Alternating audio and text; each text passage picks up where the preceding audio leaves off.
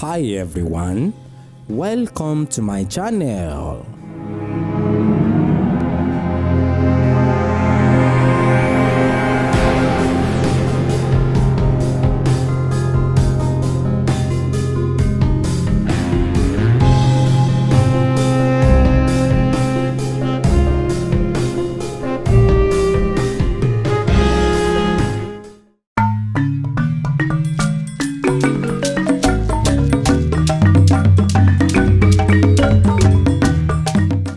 Osa Meji,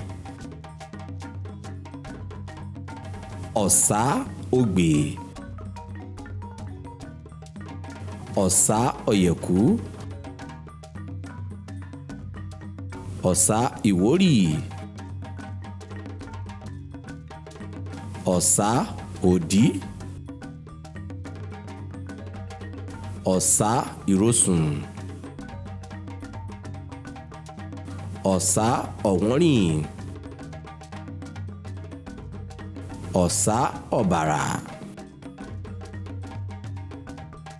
Osa ọ̀kànràn, Osa ogunda, Osa ìkà, Osa otuurupon,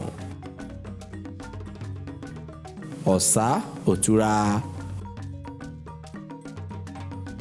Osa irete, Osa ọ̀sẹ́, Osa ofun,